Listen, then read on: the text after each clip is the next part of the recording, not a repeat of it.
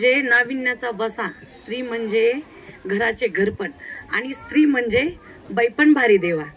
तुम्हाला माहीतच असेल बैपण भारी देवा. तुमची मम्मी बघायला गेलती का पिक्चर? तो खूप छान होता. कारण की सगळ्या म्हणायच्या, आमच्या पण तिथं मावशी एक होत्या आणि त्या मावशी म्हणायच्या की अहो ताई मी पिक्चर बघायला गेले. तर म्हणलं काय बघितलं हो तुम्ही त्या पिक्चर मध्ये?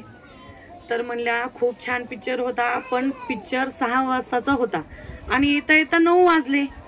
9 वाजता आल्यानंतर माझ्या नवऱ्याने खूप मारलं मला, का तर स्वयंपाक झाला नाही म्हणून मारलं. पण बाईपण भारी नसतं, बाईपण भारी बनवायचं असतं हे त्या गोष्टीमधून साध्य होतं. आणि एका नको पंथी विजवाई, वंशाच्या दिव्यापायी नको पंथी विजवाई. तुझ्या गर्भाची ग चाचणी होणार ग, मुलगी आहे म्हणून नाक सारे मुरडणार ग. तुझ्या गर्भाची ग चाचणी होणार ग, मुलगी आहे म्हणून नाक सारे मुरडणार ग. माझ्या याची मोकल्या कानाला, माझ्या याची मोकल्या कानाला तुझी कुजबुज ऐकू. औचित्य साधून आज आपल्या शाळेमध्ये महिला दिन साजरा करण्यात येत आहे. त्या सर्व महिलांसाठी, त्या मातांसाठी, त्या मायमाऊलींसाठी एक छोटीशी कविता करतो.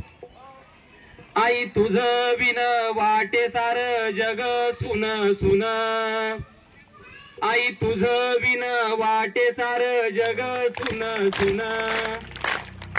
तुझ्या खुशीत जन्मलो माझं चांदण्याचं जिन, तुझ्या खुशीत जन्मलो माझं चांदण्याचं जिन, माझं चांदण्याचं जिन, माझं चांदण्याचं जिन. दरी डोंगराच रान नाही ऊन तान मान, दरी डोंगराच रान नाही ऊन तान मान. अनवाणी तयातून काट कुटा गटोचून, रक्त गळे गच्यातून माती रक्ताचं शिंपण. तुझ्या पायाचं कुरूप हिऱ्या मोत्याच्या समान, हिऱ्या मोत्याच्या समान. माझं चांदण्या